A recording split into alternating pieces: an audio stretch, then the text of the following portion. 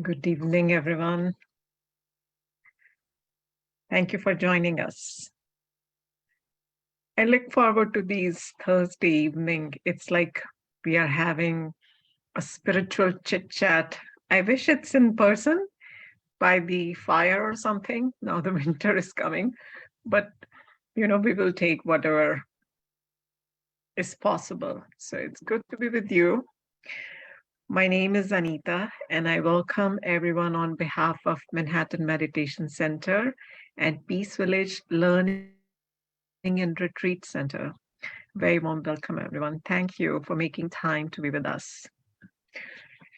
As usual, before we start today's topic, just very quick overview what we have for you guys in reserve. So, um, you know that every Thursday we meet. We always have some interesting topics for you to present our thoughts from the spiritual perspective. But beside that, we also offer live meditation every day at 12 noon from Monday to Friday. Recently, we also started a podcast service. So if you are in, I think so many of us are listening to podcast when we are traveling and all. So we are on Spotify. We are also on Apple Podcast, and we have short meditations and short talks from the spiritual perspective on same thing again, everyday topics of your interest. So make some time to listen to, try it out. Maybe give us your feedback also, and invite your friends and family to listen to the podcast also. From time to time, we do offer meditation courses. One course is recently going on. So we will announce the dates for the next ones as and when it gets decided. But just keep visiting our website because we post our information about upcoming events, early on. So you can block your dates, register, and join us. So I don't know if any one of you know, or many of you know, I was not aware that today is a World Science Day. It's UN has declared today's day as the World Science Day for Peace and Development. Somebody's mic is open. Yeah. Okay. And we all know science has made our life easy, better in a lot of aspects. And there is a lot of development, right? But do we also have the factor of peace in it as much as we have development? When I was thinking about it, I just couldn't wrap my mind around it, what to say and all, right? The science has become such an integrated part of our day-to-day life. It's very hard to, separate it out. When we were young, or my parents, there was subjects, we say science and humanities and accounts and blah, blah. Now science is everywhere. So it's just, you can't just really take science out, right? Um, Today's topic is very, we chose this topic in honor of this day. And it's really a little intriguing and mind-boggling both. Topic is putting back the soul into science. And I was just like, where are we putting the soul back? Science as in itself, right? It's a very dry and very analytical and data oriented subject and all. So where the soul part comes in, right? And more I was thinking about it, just couldn't figure out how to put it in words. And I thought it's good to go back to basics. In spirituality, we always look at things from basic. And what basic means in spirituality is look at self, right? So we as human beings, we have that soul, right? And when we say putting the soul back in science, our speakers will present their views, but I was thinking, one of the things which keep coming back in discussions, and no matter what topic we take, is that there is a mind-body connection, and mind is a part of soul, right? That connection is kind of missed, and that lost connection has propagated in every aspect of science.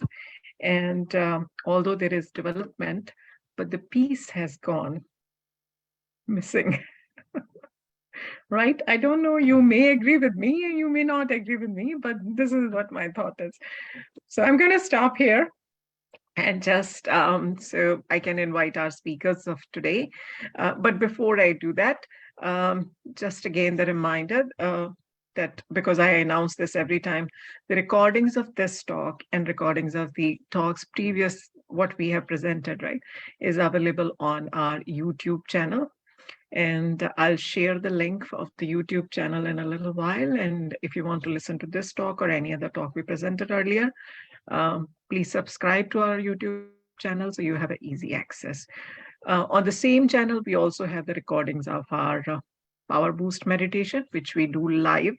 We encourage you to join us live. But in case you miss joining, or you want to review the meditation, what you have heard earlier, right? You can access recordings again. So without further ado, today we have a little different format. We have two speakers for you. So it's going to be a dialogue between the two, and a little bit about both the speakers. And I'm going to invite them. Just 1 second so I can spotlight. Why I'm not able to add myself.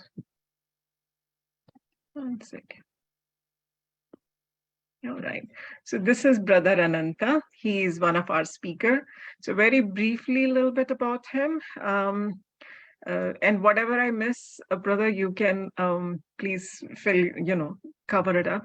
Brother Ananta is with Brahma Kumaris for a long time. He was giving his services in Haiti for 10 plus years. Recently, he has moved to United States.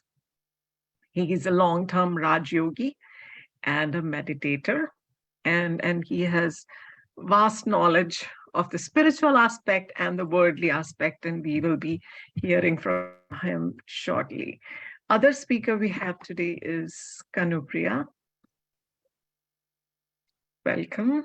And Kanupriya has been in our program earlier also. You may have heard some talks presented by Kanupriya, but she's also with Brahma Kumaris for a very, very long time. She's giving her services nowadays in Peace Village, our learning and retreat center. Just for everyone's information, again, I'm highlighting, we are all volunteers. We have our full-time jobs, and along with that, we also participate in the services offered by Brahma Kumaris. And welcome, Brother Ananta and Kanupriya. So we are eager to hear your views on today's topic, putting back the soul into science. Brother, your mic is muted. Do you want to unmute yourself? Yeah. Thank you, Anita, for such a warm introduction and welcome, and also for sharing your very insightful thoughts on the topic. So it gives us a very good start, and it's, of course, always very good to be in this gathering that you all have so lovingly and affectionately been nurturing through these years. So always a pleasure to be with them. Just want to be sure that we are on the same page about questions. So we would be happy to take questions. Feel free to unmute yourself at an appropriate time. We'll try and take pauses if possible. Like Anita mentioned already, that we are going to have a dialogue, a conversation about our thoughts on this topic. And in case you can't unmute or don't want to come into sound, please write your questions on the chat and we'll be happy to answer them. So Brother Ananta has been an educator too for the longest time. So just wanted to add that. And he has been a teacher, a salesperson in the education field, and also now very interested in, served in many different countries, a meditator for over 40 years, and lived and served in many countries, including Guyana, Dominican Republic, and the last one was Haiti before he decided to move to New Jersey back again, where earlier he had taught as a professor in the university, two universities, prestigious universities of New Jersey. So thank you, Brother Ananta, for being with us and sharing your thoughts and experiences also about this topic. So just as a brief introduction, maybe we could share our thoughts on what when we heard about this topic, what we felt. Brother Ananta, would you like to start, please? For the introduction, can you hear me? It's a little bit low, if you could. Yeah, let me increase the volume somewhat. Is that better? Yeah, it's better now. Okay. Yes. Yeah, well, my first reaction is that science, my area has been political science, which has been the soft science, we might say. So to take on this subject where we are juxtaposing spirituality with science is very, very challenging, but interesting. And what I thought that I should do immediately is have a working definition of what I thought might be a good way to understand the subject. And of course, this might differ from some that you may have heard, but for me, science is understanding the true nature of things, which is to discover how all matter occurs naturally, and to apply that understanding in our daily lives. And of course, as Anita was saying earlier, we are interacting and dealing with science in just about every walk of life. And so our relationship with it is both negative and positive.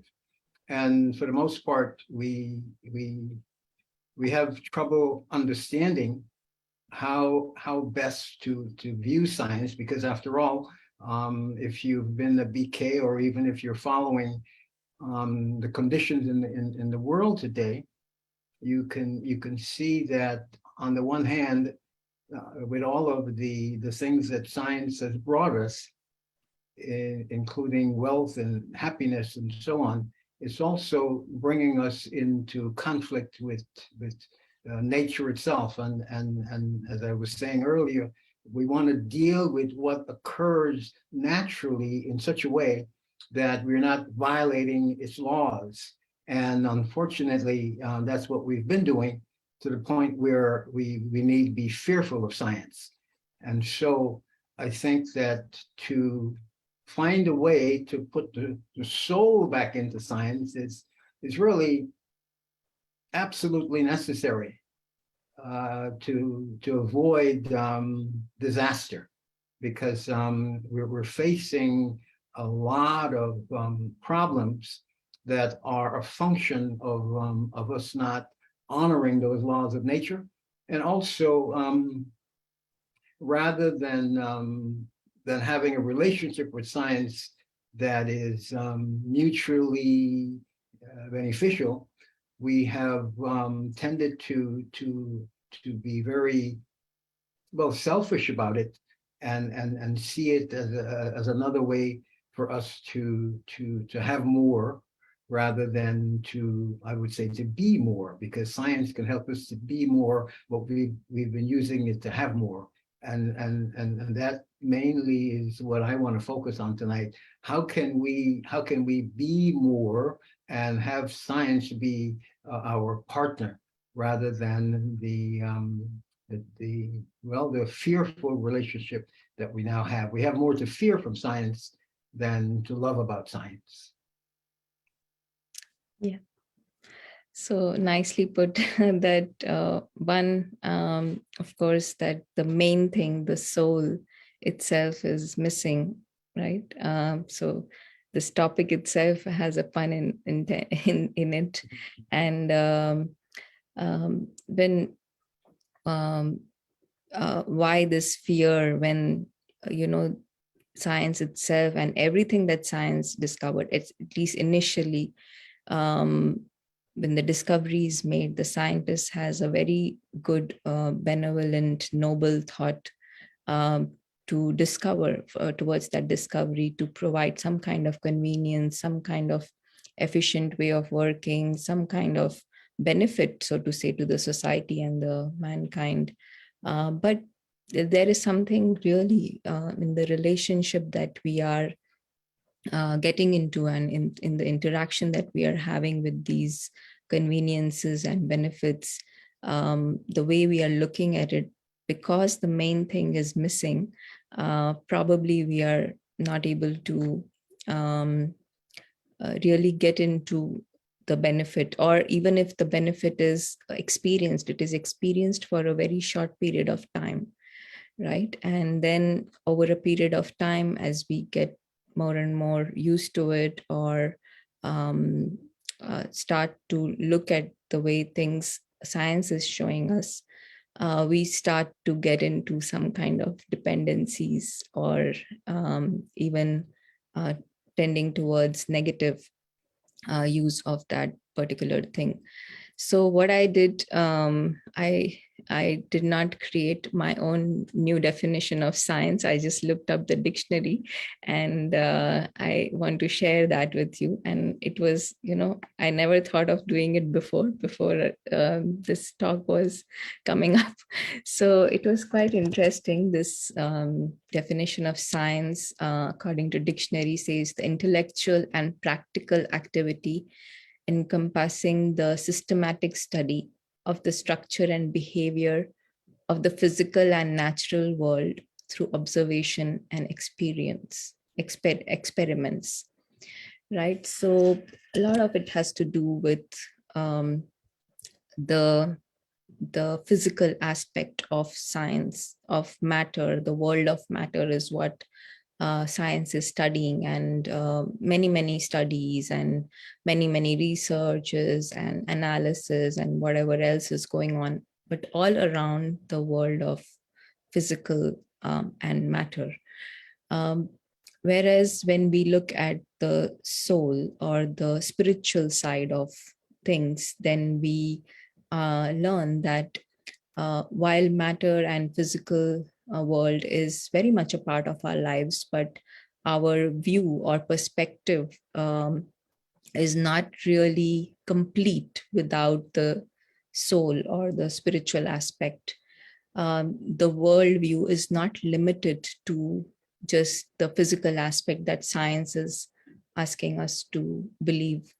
Of course, that is there, but many scientists, including even Nobel Prize winners, are the things that they cannot really find answers to. They put it in very conveniently, put it in the category of mystery, right?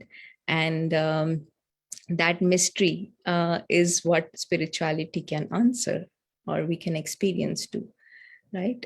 So just to understand at this stage that science and spirituality can actually work hand in hand, what Brother Ananta was also mentioning, that once we have a good partnership, a good relationship, good interaction in the right perspective, knowing the whole picture, the big picture, then the partnership can work well. otherwise some partnerships turn sour too, and probably that is what is happening in today's world. But during our conversation today, we will try to at least address that, how we can bring in that benevolent partnership between the two. So those were some of my thoughts. And brother, is it a good time to start with some silence and then get into some deeper aspects of the talk? Yeah, this way our listeners can join us in the endeavor, because this is a journey of discovery this evening, so that we don't expect that you are leaders in this. We want the kind of partnership with you as well, so that you can lend your own perspectives, and at the same time get us to that consensus, because the outcome we want is one of harmony for the world, and of course the UN Day is to ensure that what we have is a peaceful world, and we would have to have the soul back into science for that to happen. So if we could have you pause for a moment and reflect on that, then we can move forward together.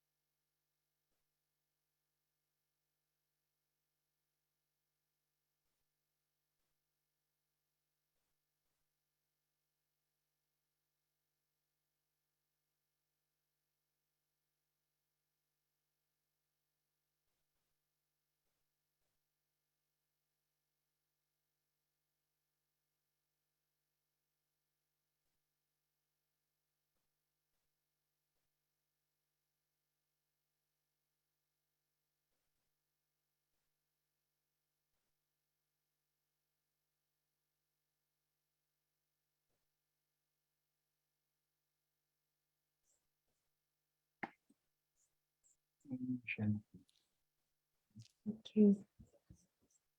Okay, so if I could pick up from where you left off, Priya. The initial intention has always been to make life easier and better. And of course, science led the way in that department. What happened along the way is that because the spirituality was lacking, because the soul was not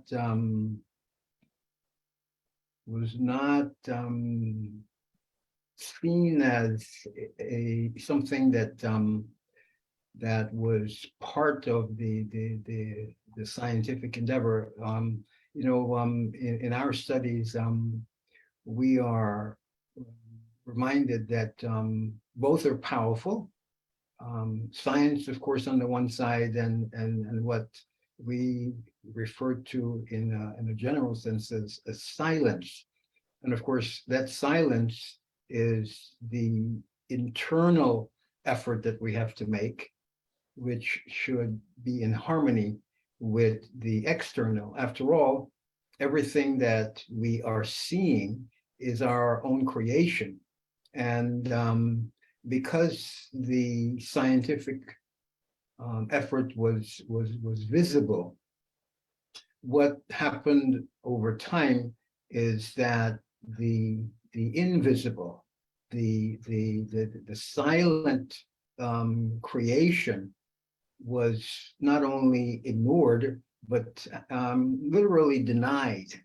And so our scientists developed that sense of arrogance that comes with seeing yourself as the only and most important entity. And of course, that has grown over time. And so even as the inventions supposedly made life easier, at the same time, what began to develop internally are the very things that we were using science to alleviate, like peace of mind, like happiness, like more and better relationships with each other. Science was supposed to do that. I'm sure some of you might remember, if you're old enough, the ads that you saw for the washing machine and the dishwasher and so on. That was supposed to give you a lot more time with your family. And of course, you know how that worked out. So in fact, the more gadgets we have to do things, the less time we have to be ourselves and to be with each other. So how do we reconcile that is really the topic of this discussion. How do we have science become our partner and that we're in harmony with, and that it lives up to the expectations that was promised? And what's become obvious, even to those who maybe don't consider themselves spiritual, is that the science and the scientific community is at odds with that. And of course, in our learning, we have some reasons why that is so, which I expect that we'll get into in a little while. Yeah, very well said. It reminds me this thing that you're mentioning, that how this whole game as if changed with science and with different gadgets and whatever else we are using in our daily lives and all the discoveries, inventions being made. I want to bring up or highlight this quote by Max Planck, which says that science cannot solve the ultimate mystery of nature. And that is because in the last analysis, we ourselves are a part of the mystery that we are trying to solve, right? So that just means that, again, the relationship with the self, the true self, the soul, is really missing. And the more we understand the bigger map, what the scientists classify as mystery, that is something that we have to look at. So one example I can think of, apart from the dishwasher and the washing machines, is our phones, right? Today's phones if you look at mobile phones, think of 15 years back, 20 years back, how were we managing without mobile phones? For me too is a big mystery, right? It is unthinkable now. But in spite of the convenience that it has provided us, we are seeing how we are so dependent on it. We are creating sort of bondage with it, right? And this bondage is actually making us feel very, very insecure. Of course, we are not spending that much time with our families, which was the primary purpose of the phone, family and friends to get in touch. But it is also, in some sense, not letting us use our highest potential, our the best part of us, the mind, the highest potential of the mind to communicate. We have heard about telepathy or even experienced telepathy, for example. Human mind is actually capable of doing much more, and these dependencies on many things are not really necessary, but we have complicated our lives by creating these dependencies. And when we see that, when we really understand this, the soul, this spirit, the living conscient being who's eternal, immortal, we start to see that security does not need to be based on the physical aspect, the physical world. And then our relationship with everything in the physical world starts to as if change. And that will take us, forge the way towards developing a good partnership with science and various things that it has to do. So that is one thought that that I wanted to bring up, and also for Brother Ananta to share his thoughts on this. Yes, indeed. Well, as you alluded to there, the science has brought us so much alienation from self that all of the maladies that plague us today are unseen. You can't really, even though what the science does is that when you're troubled by anxiety and stress and all of those things that are unseen, of course, it makes itself manifest physically. And of course, science comes in there and deals with the effects. But the cause, which is that alienation, which is that loneliness, which is that unhappiness, which is that competitiveness, all of the things that takes us away from self and that requires spirituality and that intervention of the soul is being lost. And so what we have to come to terms with is that we cannot have a healthy world, we cannot have a peaceful world unless you have healthy people, peaceful people. And science can't provide that.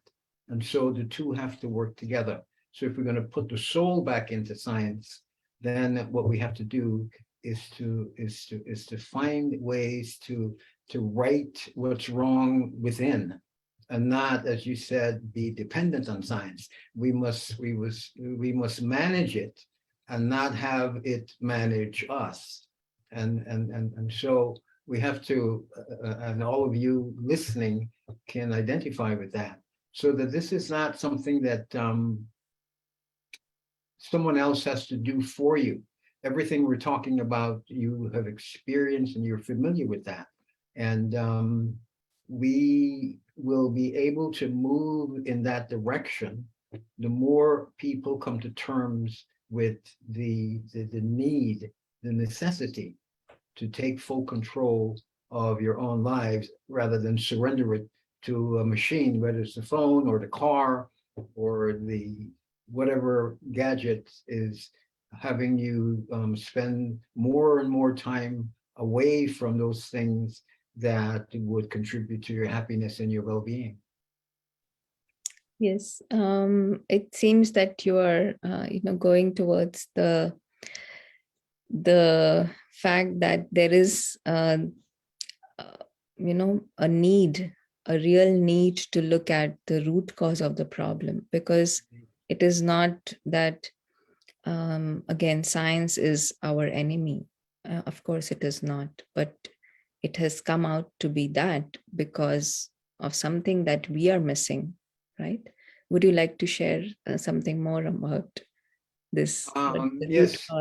Mhm. What came to mind immediately when you said that is a line from the Merle this week. It may have been yesterday or the day before, where Mama in her Merle reminded us that our first duty is to reform our actions, for only then will we be able to take full benefit of human life.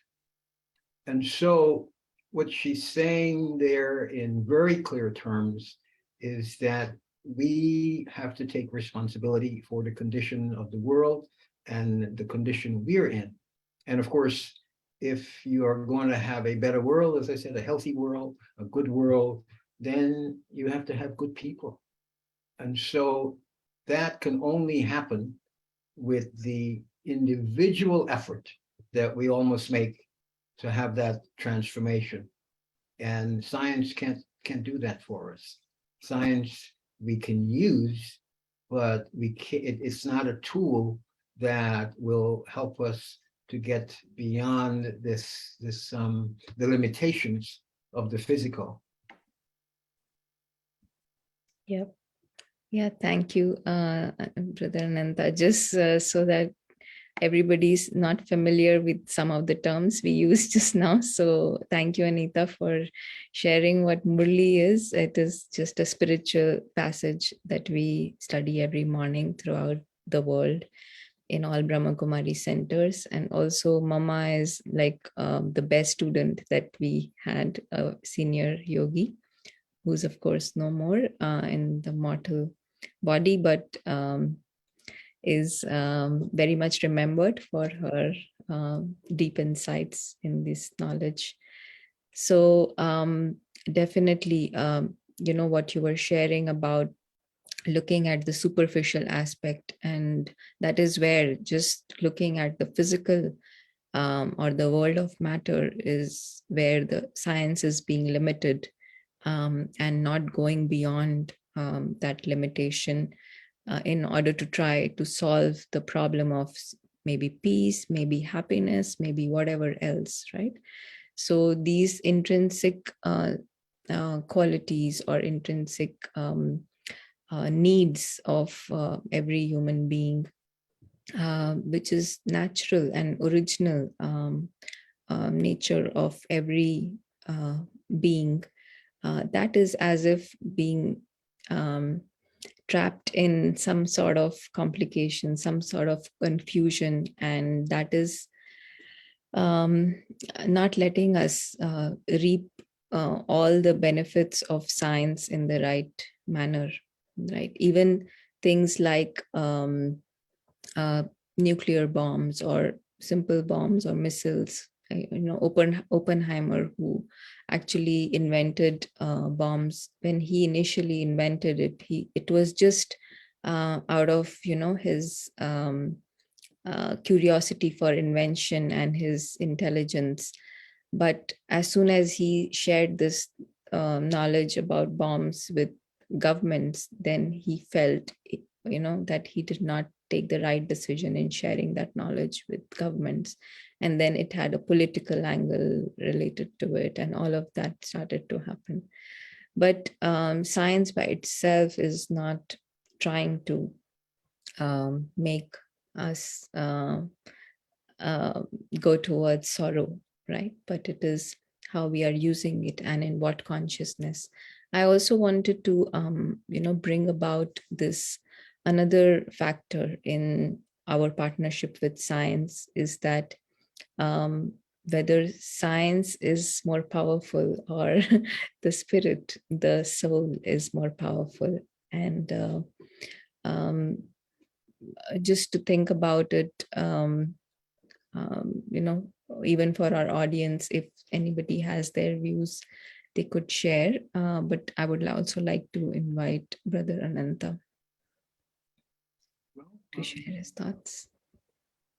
My thought on that is that, spirituality, again, if I could use a definition that I have gained over the years from meditation and from our own classes, spirituality is to understand our true nature, which is to say to discover, understand, and appreciate the nature of spirit as immortal, as indestructible, and eternal. And so with that understanding of who you, or we, I should say, who we essentially are, then you would approach life and living as a caretaker. And that means taking care of each other, taking care of self, and of course, taking care of the world, taking care of our home. And that perspective would put the soul back into science, if it ever was there in the first place. So we want that transformation, and it's from the inside out, and there is no other. There's no other education. There's no other knowledge that can lead you there other than spiritual knowledge. And so when you begin to see yourself in that immortal light, in that powerful light, in that indestructible light, then you don't have the kind of fear that is causing nations to be so fearful of each other that we have reached a place where our I don't want to call it a slogan, but our policy towards each other is mutually assured destruction. So that acronym spells MAD, and that's not accidental, because it would be madness for us to destroy each other. And yet, that is where we have come, that's what we have come to. And so if we are to pull back from there, then certainly the only place to go is within, and find within all that we are searching for without, because it is our own creation that we're experiencing without. And once we can understand that, then we can take responsibility for the kind of world that we want, the peace that we want, the happiness that we want, the wealth that we want. And that is the, if we can take away anything from this discussion, it means taking responsibility and being a caretaker. And by taking care of each other and the world and the planet, you will be taken care of in the process. There's no shortage of anything. We don't have to fight each other in order to survive. Yeah, so beautiful. Taking care of the self first, and that taking care of the self is bringing us back to again connecting with that inner self, the soul. And we were mentioning earlier that the highest potential of this living being is being ignored, or even not really fully utilized because of this confusion that we are staying in, or this limited perspective that we have developed for ourselves. And again, a simple example that I'm remembering, when computers were invented, they were of course invented by human beings, right? And today there are so many times, so many people would get so jittery about using computers, because they think that it is faster than them, or they cannot get their hand around or head around how to use the computer, whereas in the first place it was invented by it is all, even still now, it is being produced and invented by, the new features are all invented by human beings. So how do we make sure that come into that awareness that who is the being, the master as such, right? Who is the one who has control, or who can actually change things, even matter, or have an influence on matter, have some sort of impact on everything that is there in the world of matter is actually this soul, the human being, and mind has a big part to play in that. So the more we go inwards, the more we uh, align our mind. I don't want to use the word control, but align our mind with the truth of the soul, then we see that as if matter also starts to cooperate. The more we align ourselves to our highest potential, the more external factors also start to give their best. The nature starts to give their best to us. And that is where, even though the gadgets, the scientists, the whatever science has given us um, are all there, and they may continue to be there, but their usage would depend on the consciousness that we are operating from. It's like mind over matter, right? Or soul over matter.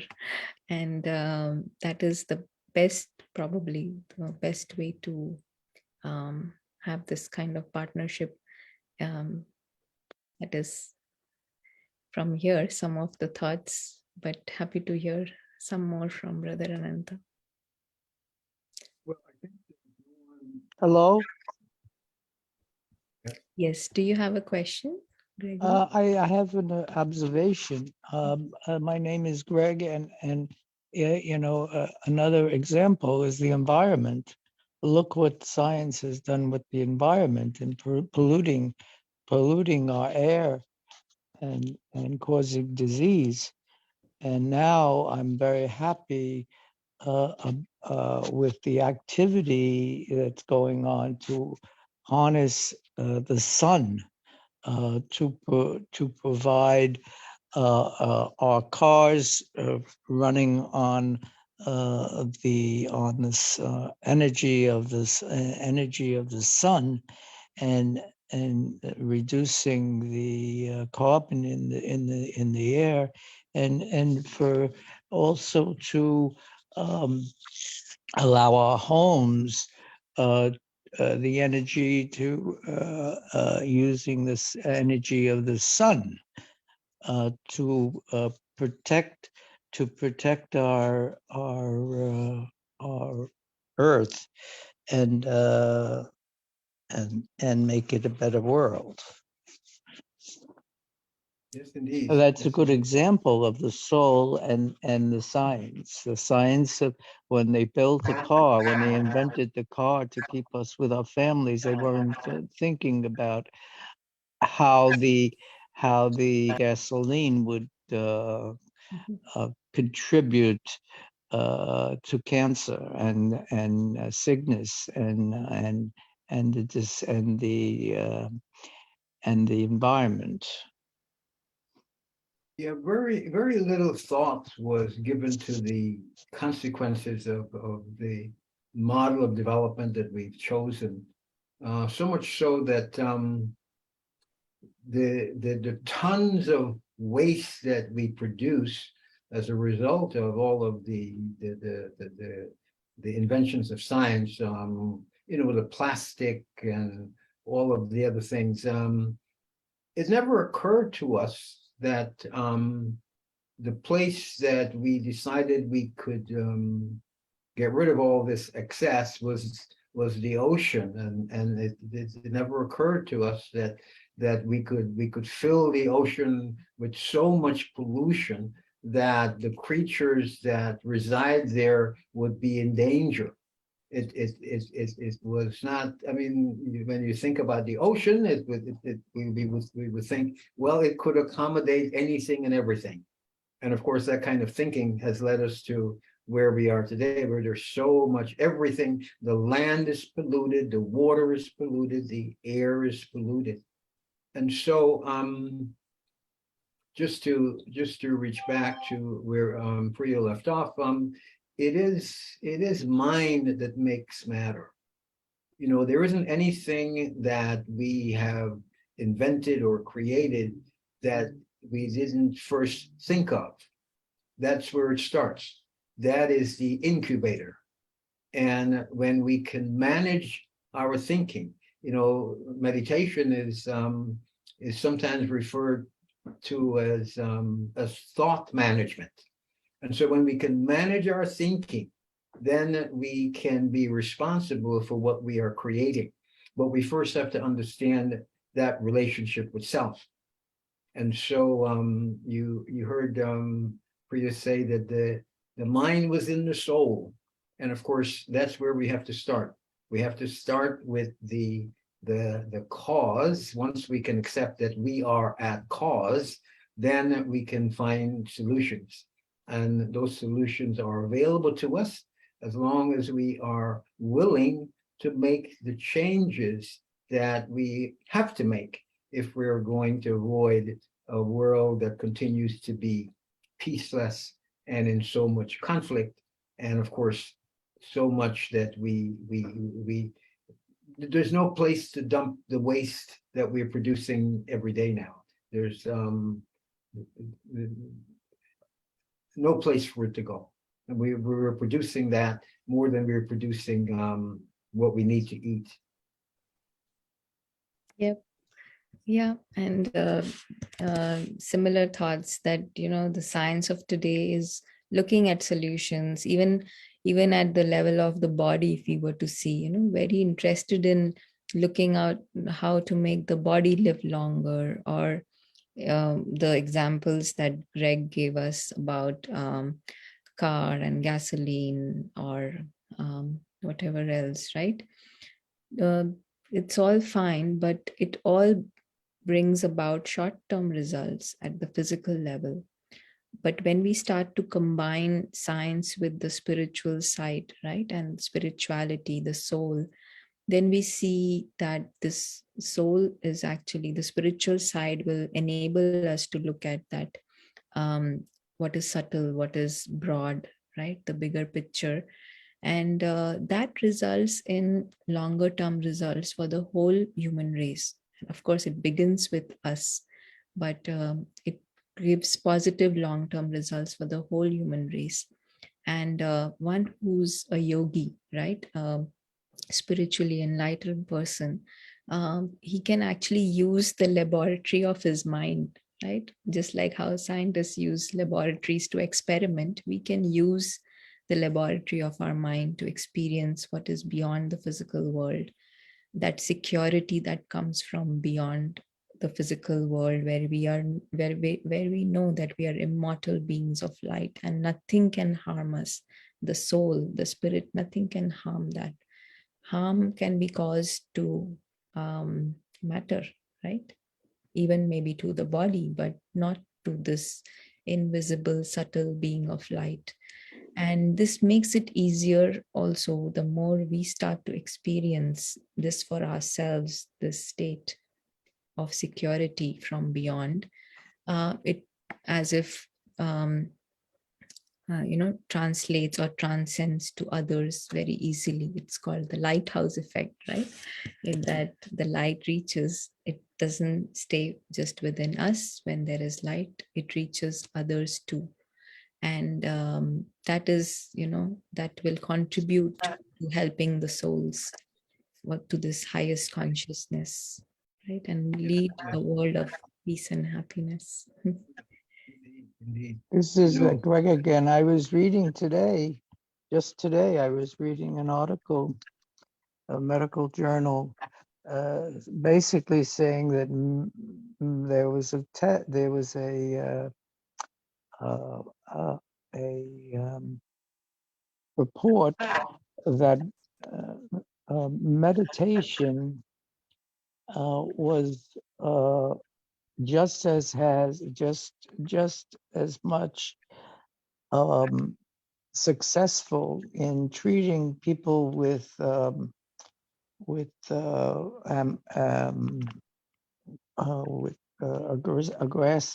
aggressive and depression. Meditation was just as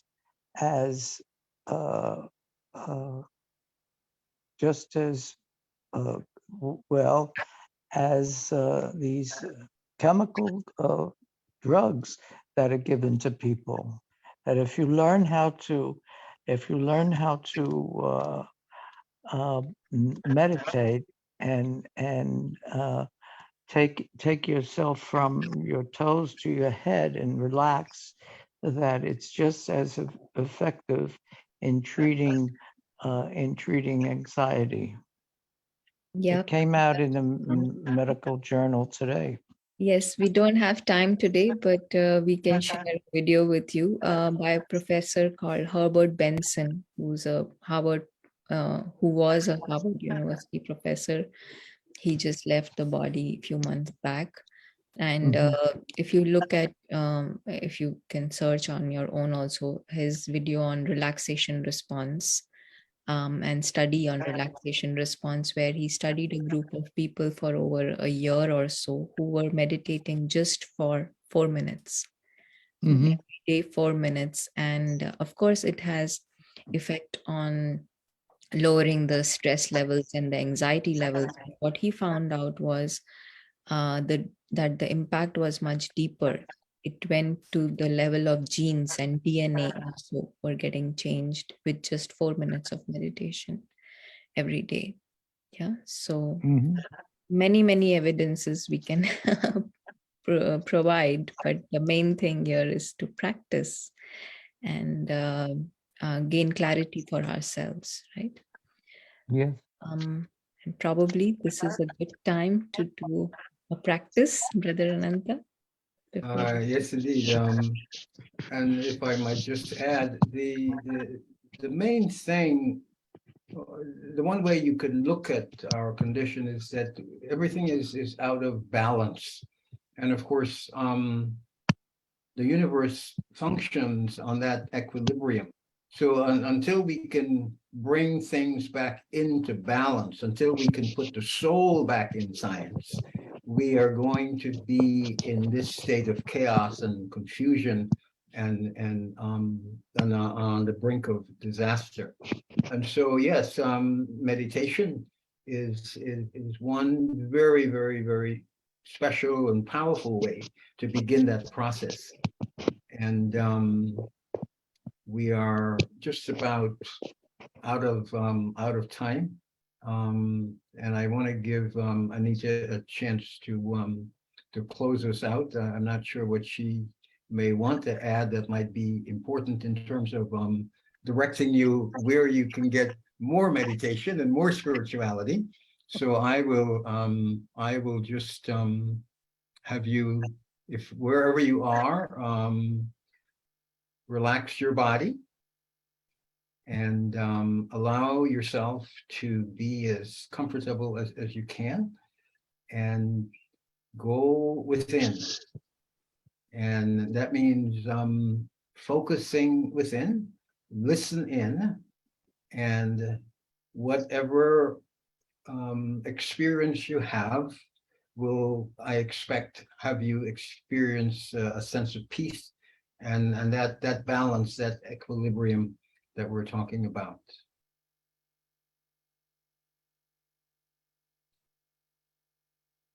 So just cast your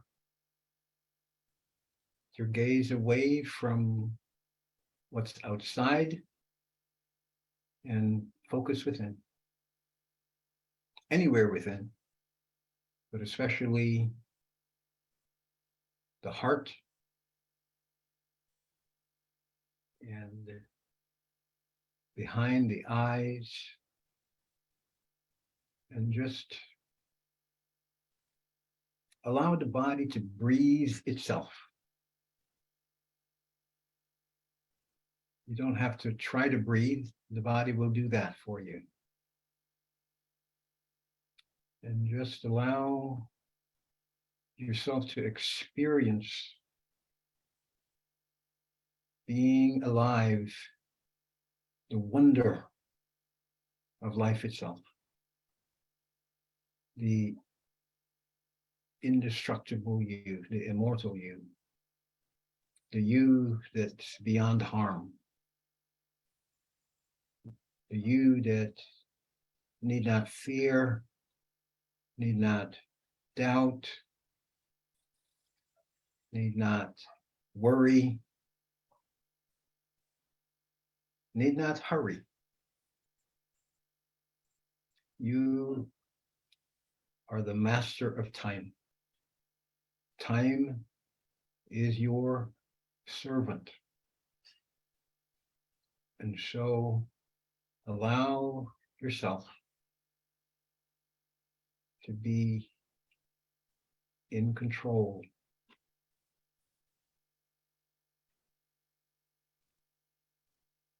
And marvel at yourself. Be joyful that you matter in the world and understand the difference that you can make.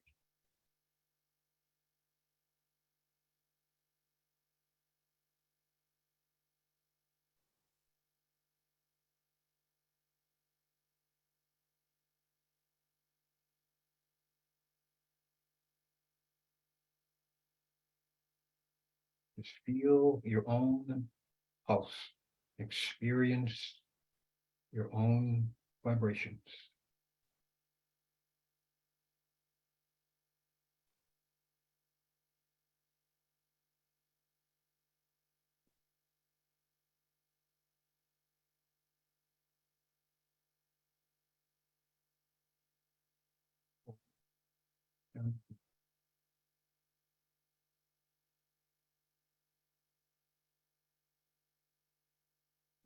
Run out of time, and I promised you I'd let you hear from Anita.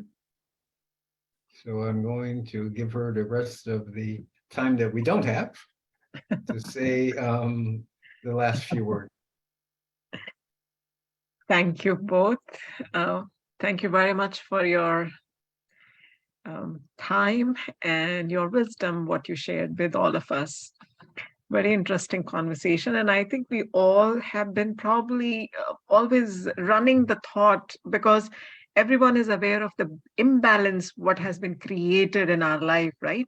And like Kanupriya said, you know, the phone, we all know how much screen time, and you know, it just kind of percolates into everything what we do. So I think everyone is taking that message that fixing all this is like coming back to basics, aligning yourself, and you align, you know, you as you align yourself, you follow that law of nature, and this body is also matter, right? So you fix this, then external outside also get fixed one bit at a time, because it didn't become a mess in a day, right? It became this big mess one bit at a time. We just didn't fix it as the mess was getting created. But now, as we are noticing that it is out of control, we can fix it. So thank you so much. Thank you, everyone who has joined us. And we bid you good night, and we'll see you next Thursday. Thank you, brother. Thank you, Kanupriya. Good night. Good night.